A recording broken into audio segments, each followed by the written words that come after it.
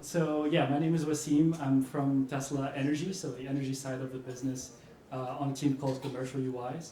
What we do is we own a bunch of web UIs, both internal and external, for working with the energy devices that we have. So my talk is going to be essentially about a design exploration, or like a UX exploration, for letting LLMs diagnose like an engineer. And specifically working with time series data. And the idea came from essentially when something goes wrong as an engineer, as a network engineer, or as a service engineer, we don't really stare at CSVs or like actual raw values. What we do is we use tools, we graph things, we create graphs, see if things correlate, and like we hypothesize, we figure out if the hypothesis is correct or not, we create more graphs, and then the visual pattern is really what tells us what went wrong. And so the experiment looks like this. It's kind of like a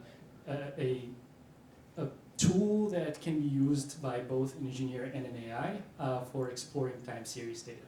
Through this experiment, what I wanted to do is figure out 3 ways to work with time series data for AI.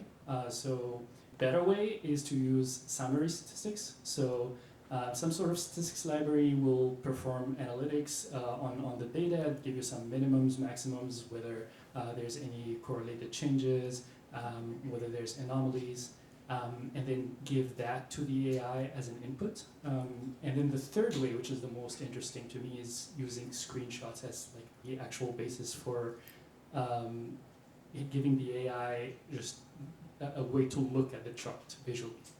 And so this UI that I created essentially has all of those modalities, and I'm going to do a demo in a bit. And the hypothesis is that vision would be a good modality for that. So the architecture of this is mostly tool calling. The process is an engineer goes and says, hey, this device is overheating, something is happening. The LLM goes and uses its tools to figure it out. Some of the learnings here is that building AI agents became less about coding and engineering and more about management.